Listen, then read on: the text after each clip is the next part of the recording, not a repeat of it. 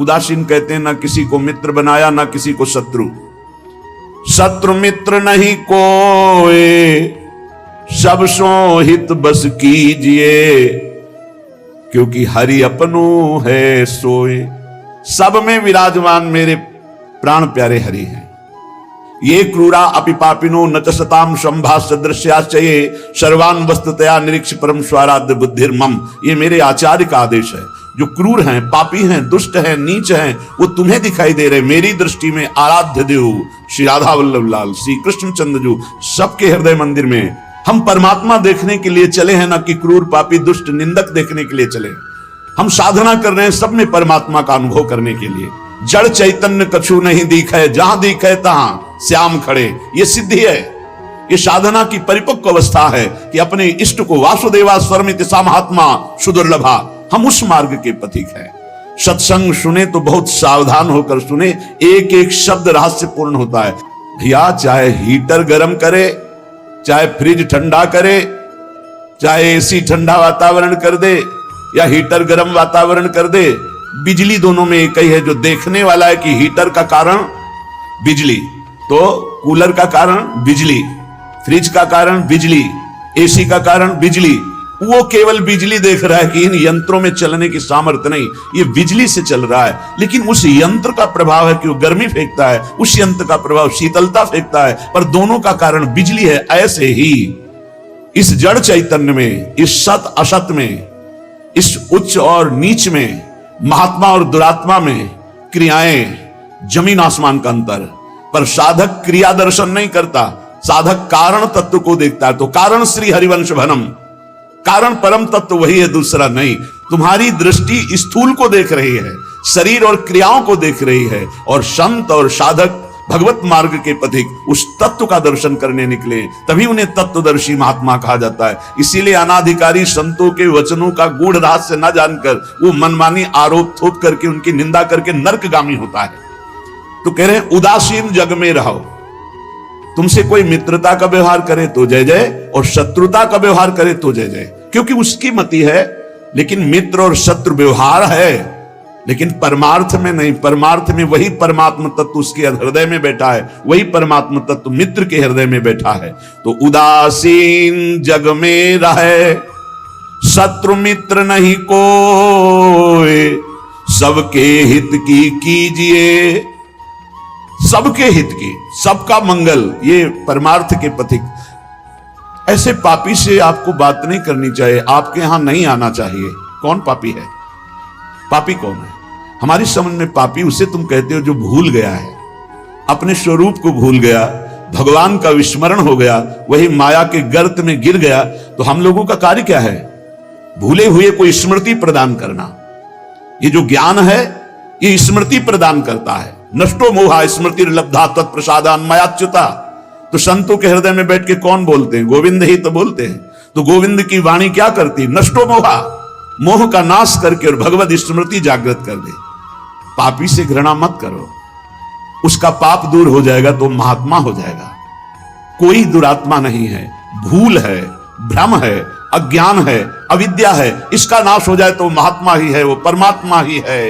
यही बात समझने के लिए तो साधना की जाती है। इसलिए ना किसी से द्वेष करो, ना किसी से राग, ना किसी से अपनापन, ना किसी से परायापन, सब में एक श्री भगवान विराजमान है।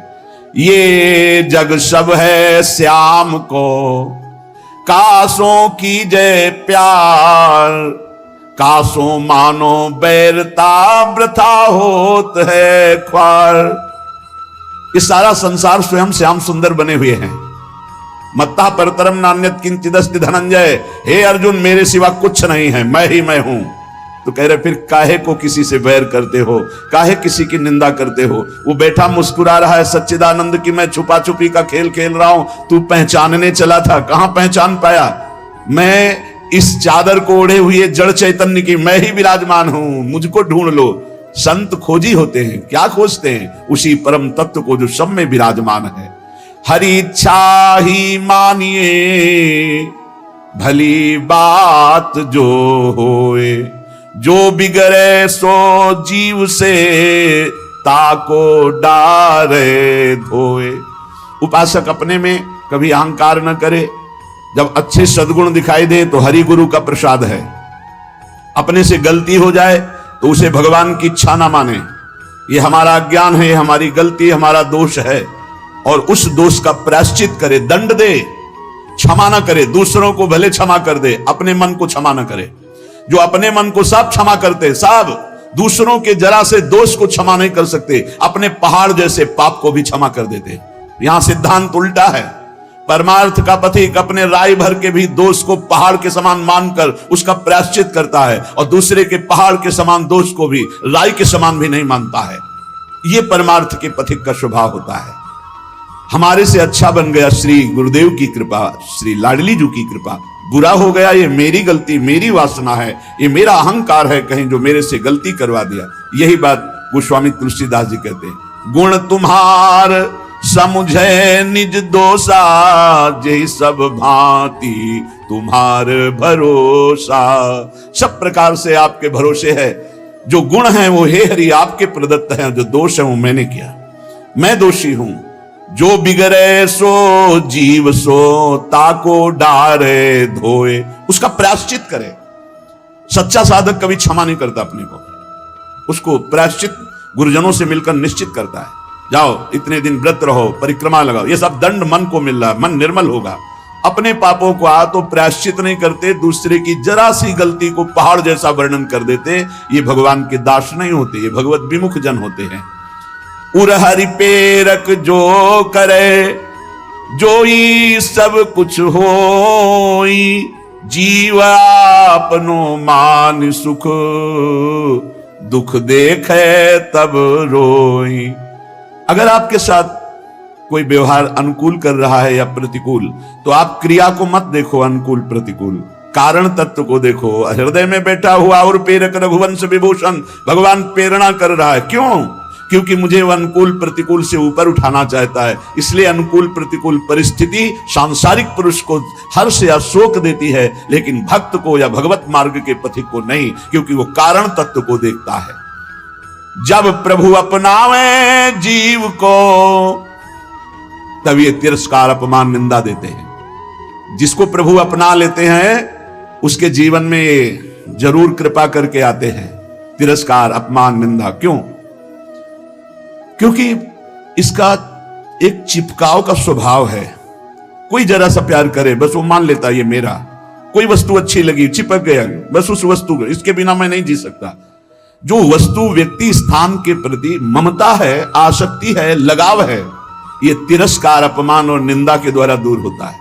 जब निंदा हुई, तिरस्कार हुआ, अपमान हुआ, जैसे बिल्वमंगल जी का तिरस्कार कर दिया, कट वचन बोले चिंतामणि ने, तो भगवान की तरफ कदम बढ़े। नहीं, जीव का जो मन है वो चिपकू स्वभाव का है, वो आसक्ति, वो ममता, वो राग कर लेता है। जरा सा बोल दे, जरा सा अनुकूल हो जाए तो वो उसी में राजी हो जाता है कि ये मेरा है।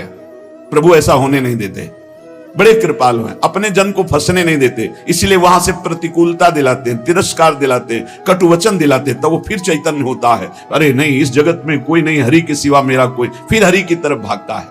तो कह रहे कि ऐसी भगवान की अहेतुकी कृपा है कि जब जीव को भगवान अपनाते हैं तो तिरस्कार अपमान निंदा देते हैं। घबराओ मत, उतना ही देंगे जितने में तुम परिपक्व हो जाओगे। तुम्हारा पतन नहीं हो सकता, तुम इतना दुखी नहीं हो सकते कि परमार्थ छूट जाए। और काटे भव के फंद, चरण कमल में राख हैं श्री वृंदावन चंद्र।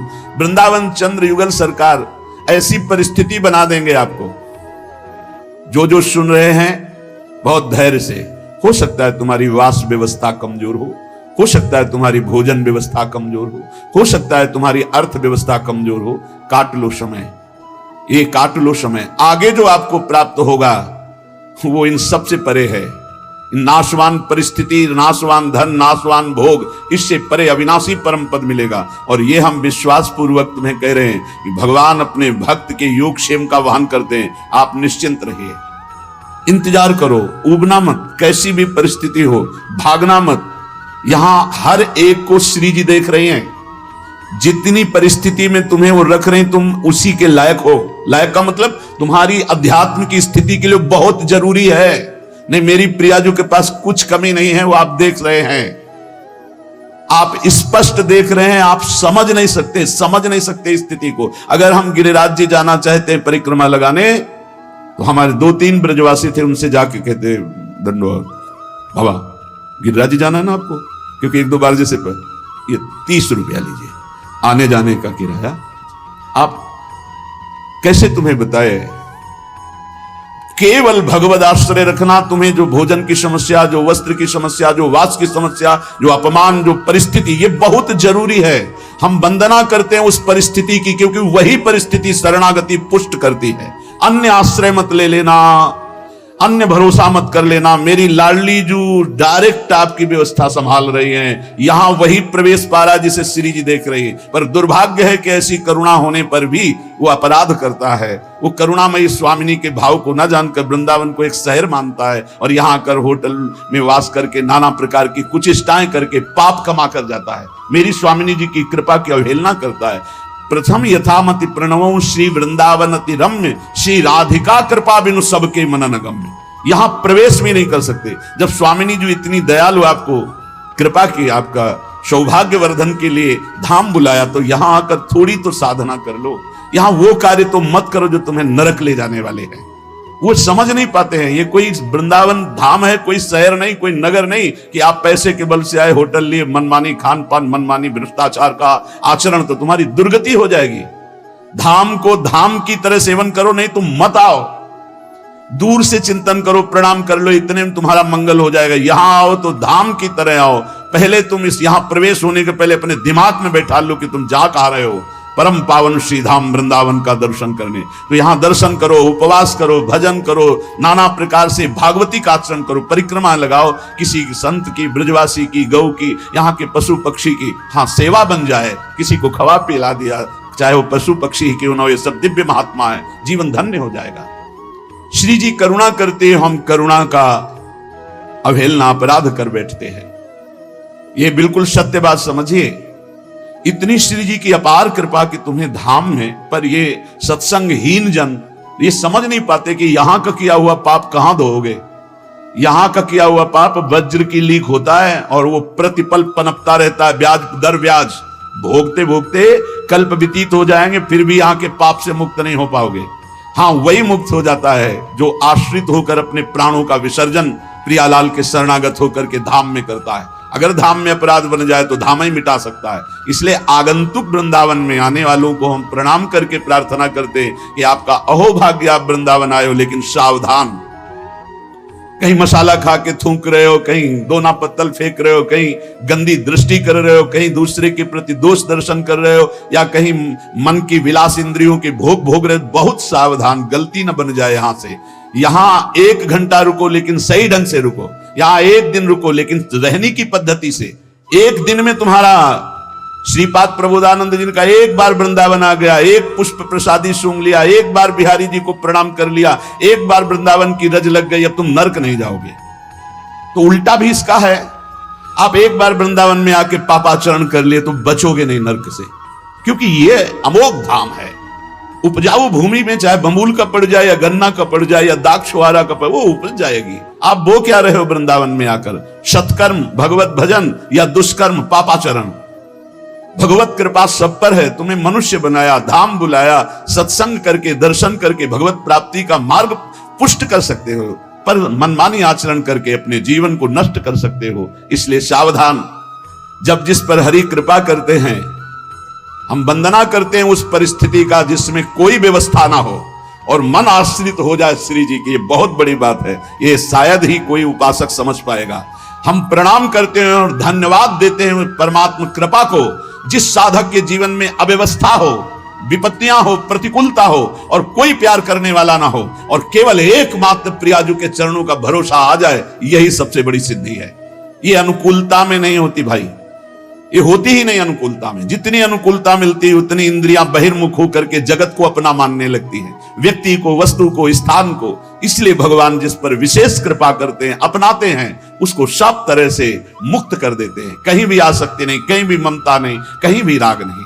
ये दुर्लभ मनुष्य देह है। ये बंधन काटने के लिए है, बंधन पुष्ट करने के लिए नहीं। ये बंधन है फंस जाना। आपके बिना नहीं जी सकते, वस्तु के बिना नहीं जी सकते, ये व्यवस्था के बिना नहीं, ये सब बंधन है। जीवन मुक्त की पहचान क्या है? ब्रह्मभूता प्रसन्नात्मा न सोचति न कांक्षति, सिद्ध बात है।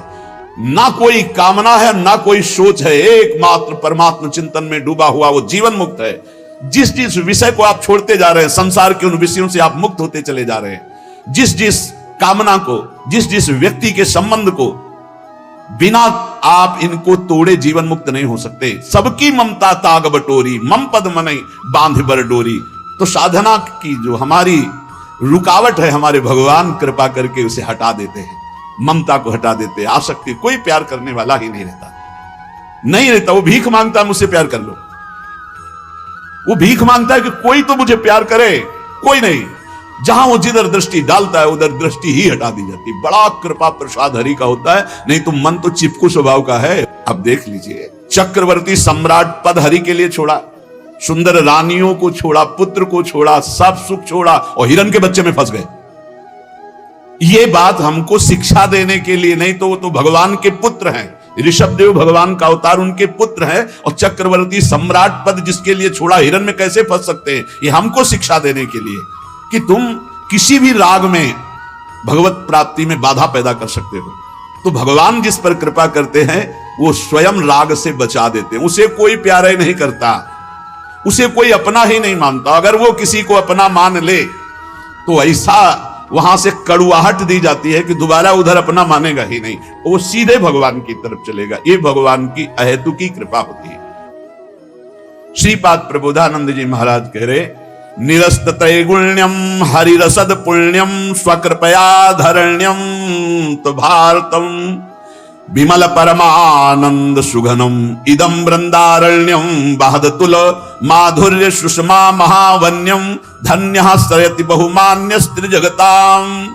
तीनों लोकों में सबसे महान धन्य है वो जो तीनों गुणों से परे करके सच्चिदानंद हरिरसदाई श्रीधाम वृंदावन का अखंड वास पा गया। ए भाई, जिनको मिल गया हो तो छोड़ना मत कि पड़ोसी ठीक नहीं है, व्यवस्था ठीक नहीं है, कोई सेवा करने वाला नहीं। एक सोच बनी रहती है उपासकों के अंदर,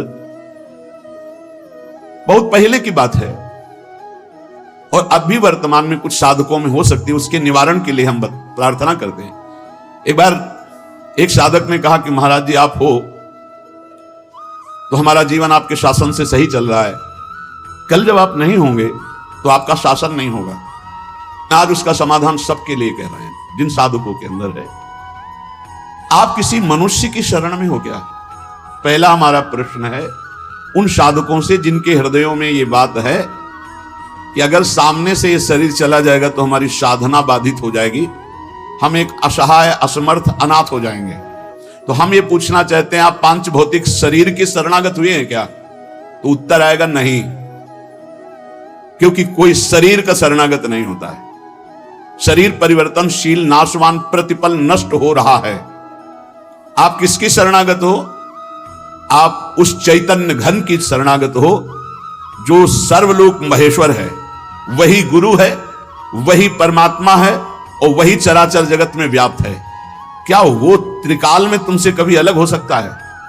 और एक हम ज्ञानेश्वरी टीका जो श्रीमद् भगवत गीता जी की और श्रीमद् भागवत की कुछ की है, उसकी बात पढ़ करके उन्होंने कहा कि जब हम किसी सदगुरुदेव का वर्णन करते हैं तो सदगुरुदेव का सूक्ष्म स्वरूप हमारे हृदय में आके बैठ जाता है, और जब तक हम जीवन मुक्त नहीं हो जाते तब तक गुरुदेव भी जीवन मुक्त नहीं होंगे।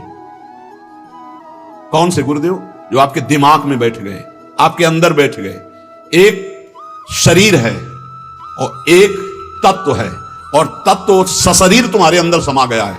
अब देखो महाराज जी ने बात कही थी, तो महाराज जी सामने दिमाग में है और उनकी बात सामने है। ये पूरे जीवन तुम्हारी रक्षा करेंगे। और भरण पोषण ना कुछ हमारा था, ना है, न रहेगा। प्रभु हमारे हैं, प्रभु का सब कुछ है, प्रभु का सब कुछ था और वही सब कुछ करते रहेंगे। तुम निष्ठावान बनो, तुम अलग से भुवन रचना कर देंगे तुम्हारे लिए भगवान। एक छोटे मोटे स्थान की बात क्या, अलग से तुम्हारे लिए भुवन रचना कर देंगे। यदि गुरु निष्ठा वाले हो तो विश्वास कर लेना, पहले तुम्हारा विश्वास का परीक्षण होगा और परीक्षा में पास हो गए तो भुवन के भुवन तुम्हारे कर देंगे, अनंत ब्रह्मांडों के मालिक हैं। तुम अपने जीवन की परवाह करते हो, इसका मतलब तुम शरणागति में अभी कलंक लगा रहे हो। मेरा प्रभु बचपन से कह रहा हूं, इसीलिए बोल देता हूं, यह अहंकार बना ही रहेगा। बचपन से हम जिनकी शरण में उनके दुलार को आज तक देखते रहे, कोई एक साथी नहीं रहा कि हमें 10 कदम भी हाथ पकड़ कर चला दे। 13 वर्ष की अवस्था कोई अवस्था होती है, ज्ञान विज्ञान संपन्नता होती है, और उसी समय से गंगा का किनारा पकड़ा और आज तक मेरे भगवान मेरे साथ ऐसे करुणा कर। तो वो भगवान क्या तुम्हारे नहीं? क्या तुम्हारी शरणागति का वो पालन नहीं करेंगे? फिर ये प्रश्न क्यों हो जाता है मुझे किसने संभाला बचपन से अभी तक? किसने संभाला? कोई विश्व में ऐसा नहीं कह सकता कि 10 वर्ष हमने संभाला, एक दिन भी नहीं। वही परम गुरु गुरुदेव का रूप। गुरुदेव तो बाद में मिले हैं, घर से तो उसने पहले निकाला। सूक्ष्मता से देखिए, उस जगत गुरु ने घर से निकाला वैराग्य दिला के, उस जगत गुरु ने भ्रमण कराया, फिर गुरु रूप से मिले, फिर हमको सतमार्ग में चलाया, फिर अंतर ध्यान हो गए, फिर सदगुरु रूप से आगे मिले, फिर पला, फिर सदगुरु रूप से आगे, वो आगे आगे बढ़ता चला जा रहा है। वही परमात्मा तत्व, वो क्या तुम्हारा नहीं है? तुम निर्भय निश्चिंत नहीं? अरे तुम शरणागत हो, चल के तो दिखा एक कदम विपरीत। अगर थोड़ी भी शरणागत हो गए तो एक कदम तो विपरीत नहीं चल सकता जीवन में, यदि शरणागत है। और जो शरणागत है तो माया मां की तरह दुलार करती है, मां की तरह। हमारी बात को समझ लेना, माया उनको विघ्न डालती है जो सूरवीर होकर के माया को जीतना चाहते हैं, और जो माया को मां मानते हैं, मां की तरह दुलार करती हो, भगवान को प्राप्त हो जाते हैं। माया कभी बाधा नहीं पहुंचाती। इसीलिए हरिदासों में कहीं भी माया का प्रभाव नहीं देखा जाता। वो तब होगा जब कीन हो इसका बहु अभिमाना, शोक होवन चा कृपा निधाना। अगर अभिमान रहित होकर दैन्य भगवान की शरण में, तो माया है ही नहीं, वो मां है। देखो सियाजू के लिए क्या कह रहे हैं रघुनाथ जी मनु जी से, आदि शक्ति जय जग उपजाया सो अवतरी मोरिया माया। वही हमारी जननी है, वही हमारे सर्वस्व हैं। वो पालन पोषण करके भगवान से मिला देती, वो श्रृंगार करके भक्ति का भगवान से मिला देती। बाधा तब पहुंचती जब अहंकार होता है और माया पर विजय प्राप्त करने की बात होती, तब प्रश्न खड़ा हो जाता है। और जब भगवान के अधीन हो जाते हैं तो माया मां की तरह दुलार करती हुई भगवत प्राप्ति करा देती है। निरस्त त्रैगुण्यम, वृंदावन में रहने मात्र से निरस्त हो जाते तीनों गुणों के प्रभाव, सतोगुण रजोगुण तमोगुण। इनसे ऊपर त्रिगुणातीत प्रिया प्रीतम के प्रेम की प्राप्ति होती है। हरि रसद पुण्यम, ऐसा यहां वास मात्र से सुकृत होता है। वास मात्र भजन है। हमारी बात को बांध लो, कुछ भजन ना हो तो भी पड़े रहोगे तो तुम्हारा सच्चा भजन भगवत प्राप्ति करा देगा। यह सच्चा भजन होगा। चद्दर में 4 कोने हैं, एक कोना पकड़ के घसीट लो, पूरा चद्दर आ जाएगा। उपासना रूपी चद्दर के 4 कोने हैं, नाम रूप लीला धाम। हम नाम निरंतर नहीं जप पा रहे, रूप का ध्यान नहीं बन रहा है, लीला का चिंतन नहीं बन रहा है, लेकिन धाम का अखंड वास कर रहे हैं तो एक कोना पकड़ लिया जोर से, पूरी उपासना आ जाएगी। नाम रूप लीला धाम एक पकड़ लो। कोई आप दूर रहते हैं, धाम वास नहीं करते, निरंतर नाम का चिंतन और धाम का आश्रय, पूरी उपासना जागृत हो जाएगी। आप प्रभु की सेवा में लगे, प्रभु का नाम जप कर रहे हैं, अपने कर्तव्य का पालन कर रहे हैं, अंततो गत्वा आपको भगवान की प्राप्ति निश्चित होगी। कोई एक पकड़ लो। श्रीपाद कह रहे हैं, अतुलनीय महामाधुर्य सुख सार प्रदान करने वाला, तीनों गुणों को निरस्त करके हरिरस प्रदान करने वाला, वो महाभाग्यशाली है, त्रिभुवन में वंदनीय है, जो श्रीधाम वृंदावन का अखंड वास स्वीकार कर लिया। ये बड़ी दुर्लभ बात है। अखंड वृंदावन वास करते हुए बस वृंदावन बसिकै इतनो बड़ो सयान, और जुगल चरण के भजन में निमिष न दीजिए जान। जब प्रियालाल ने इतनी कृपा कर दी तो हमसे चूक कैसे हो जाएगी? हम हर समय श्यामा श्याम का सुमिरन करें। सांद्रानंदाब्धि मध्य लसति रसमयम चिन्मणि द्वीप मेकम। देखो तुम तो महिमा सुन रहे हो, अनजाने में यदि हम भगवान के स्वरूप, भगवान की नाम, भगवान की महिमा को स्वीकार कर ले तो हम अनजाने, लेकिन भगवान तो सर्वज्ञ हैं। सदन जी के एक चरित्र में बड़ी विशिष्ट बात पाई गई। देखो सदन जी का जो जन्म है, इसी से हमें ये पता चलता है कि भगवान केवल भाव देखते, केवल भाव देखते हैं। सदन कसाई ताकि नीकी कसियाई, जैसे बाराबानी सोने की कसौटी कसी आई है। जीव को न बध करें ए पे कुलाचार ढरे, बेचे मांस लाए प्रीति हरि सो लगाई है। गंडकी को सुत बिन जाने तासों तोल्यो करे, भरे दृग साधु आनि पूजे पे न भाई है। कही निशि सुपने में वाही ठोर मुंह को देवो, सुनो गुण गान रीझो ही की सच्चाई है। सदन जी का जन्म कहां हुआ? कसाई कुल में, जहां पशुओं का वध करना एक स्वाभाविक वृत्ति है, निंदनीय। किसी भी जीव की हिंसा करना निंदनीय कार्य है।